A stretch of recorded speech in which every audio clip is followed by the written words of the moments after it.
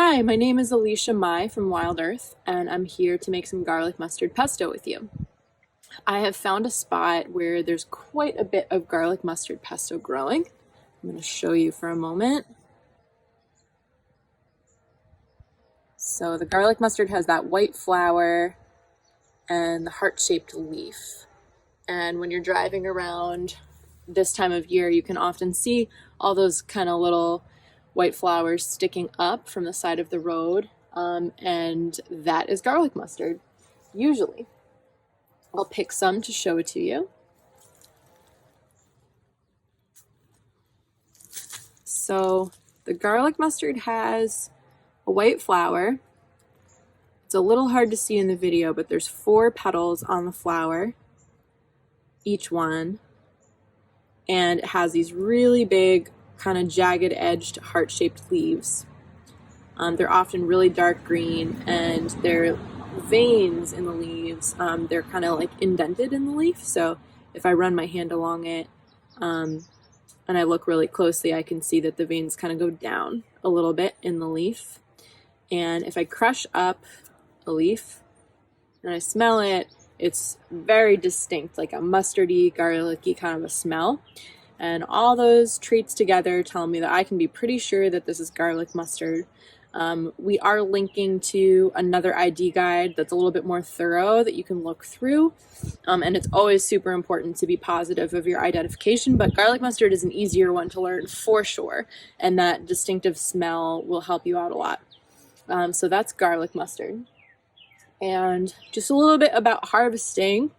I'm gonna go ahead and harvest in this spot because it's not too close to any old buildings or anything like an old apple orchard. Sometimes there can be things in the soil that aren't so great, lead in particular, and you don't want to eat especially leafy greens from soils like that. Another thing about garlic mustard is it was introduced to this area and it spreads. It kind of goes really far through the area. You can see this is like all garlic mustard, and on the other side of me as well.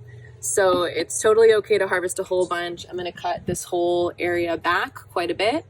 And because it's such an abundant spreading plant, if you can't find a source of it nearby you, especially that you feel confident about the soil being clean, you could totally look up farms near where you live and try calling them and ask if they have any garlic mustard growing on the side of their fields and if they would mind you coming and harvesting.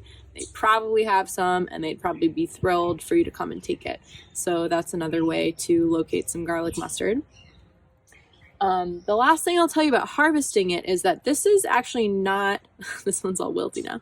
This is not my favorite time of year to harvest garlic mustard for pesto. It's going to work. It's going to be totally fine, but it'll be a little bit bitter because it's already flowered. So my favorite time of year is when the garlic mustard is quite a bit shorter than this.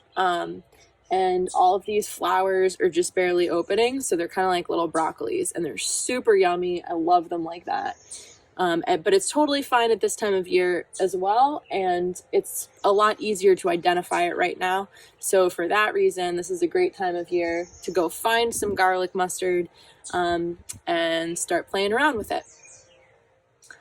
One last thing to know about garlic mustard is that it's a biennial. And what that means is that the first year that it grows, it doesn't shoot up any flowers. So if you find a plant that looks, I'm going to move the camera for a second, looks like this, you might be confused by it. That one I happen to know is also garlic mustard. But as a beginner, I would suggest just harvest the second year plants like this with the flowers so you can be that much more sure that you're harvesting the right thing.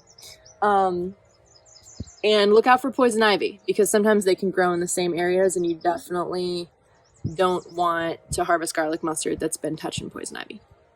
All right, so I'm going to go ahead and I'm going to cut some garlic mustard and bring it back to my kitchen, and then we'll make some pesto.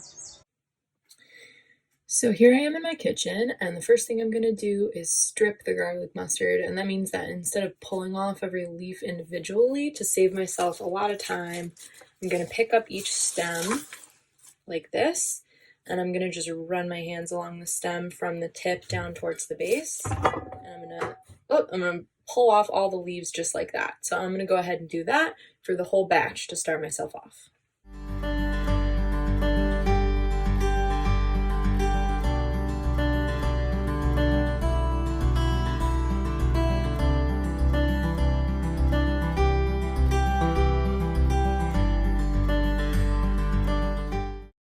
I'm all ready. I have all my ingredients set out for the garlic mustard pesto, and I have my favorite kitchen tool. This is my immersion blender, which I love. I just find cleaning out a whole blender to be enough of a process that sometimes I don't want to make something just because of that. So I really, really like this blender because I can just make my pesto in a jar like this and stick my blender right in there. And then there the pesto is in the container that I want to pop it into the fridge with. So I really like that. So I'm going to go ahead and plan on using that and just assemble the pesto in the jar here for us to blend together. So I'm going to start with my olive oil. And I am going to go by the quantities in the recipe that we're linking to below, but honestly, usually I don't even measure. Pesto is so forgiving. You can put whatever you want in there. It's really fun to play with and adjust the levels, and I usually just wing it. But today we'll go ahead with the quantities that we outlined before. Here we go with my cup of oil.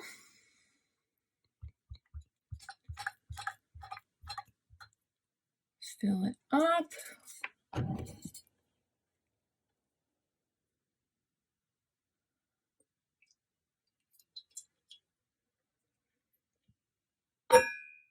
There we go. It's really helpful to go ahead and put that one in first because it helps a lot with the blending to have that settled on the bottom. And then we're going to put in 2 cups of our garlic mustard greens. I have everything that we prepared in a bowl here. And I'm going to go ahead and just kind of pack my cup twice and toss those in.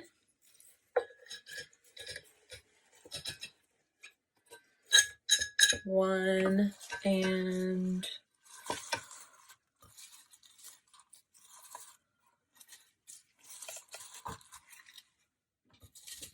looks like we just had about 2.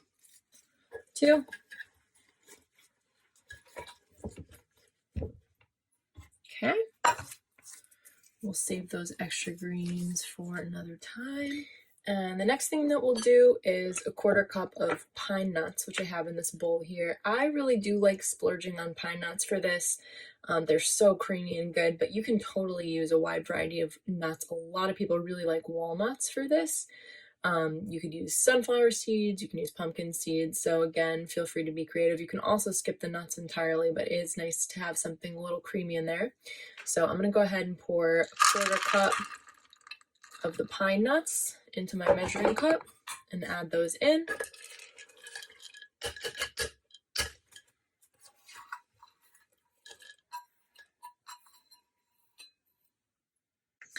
And last but not least, other than the salt, I'm going to put in some good old Parmesan cheese, which makes this so delicious.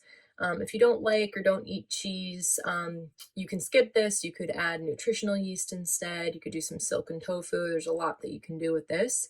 So feel free to try different things out. I will say if you don't add the cheese, you're going to need a lot more salt. So you'll want to count on that. But I'm going to go ahead and put a 1/4 cup of cheese into my measuring cup.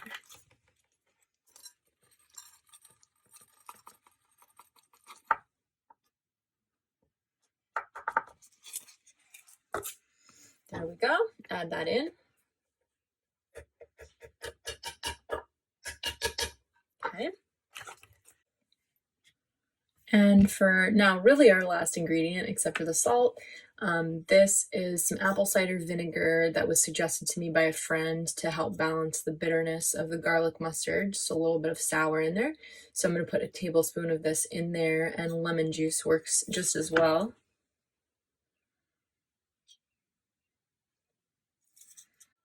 And we'll add a few pinches of salt. And we're going to go ahead and blend this up with the immersion blender.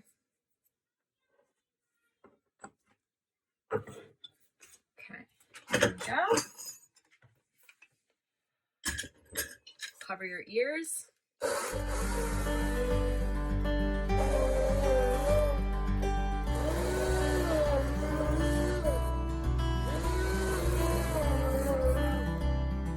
Okay, so here's my finished jar of pesto. It came out really good.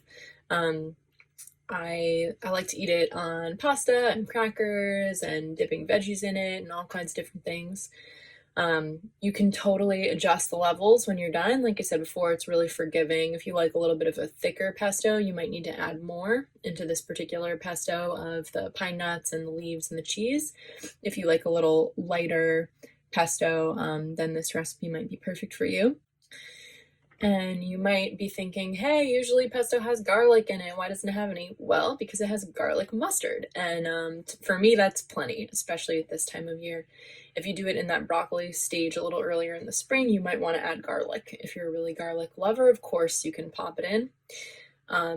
And lastly, I'll show you how I like to store my pesto. So this is a lot. I'm not going to eat this all in one sitting. And if I just freeze this whole thing in a block, it's going to be a massive block and a little bit of a pain to deal with. So what I like to do is take an ice cube tray like this one, and I'm going to go ahead and spoon my pesto into all of these cells, and I'm going to freeze it like this, pop them out, put them in a bag, date it, put it in the freezer, and then I have these perfect little serving sizes of pesto to just go on either one dish for one person or pop a few in for a family dish, and I'm good. One thing that I really love about making pesto just in general is that you can use so many different types of greens in there. So if you get into the wild edibles that are available to us around here in the springtime, you could do chickweed, violet leaves, nettle, lamb's quarters. There's so much. That's just scratching the surface. And there's also a lot of greens you can do that you can grow in your garden or buy from the store, like spinach, kale, arugula are all really good in pesto. So I hope that it inspires your family to try different things out and see what you like, and maybe even get into identifying plants. Thanks so much for making the pesto with me. Bye!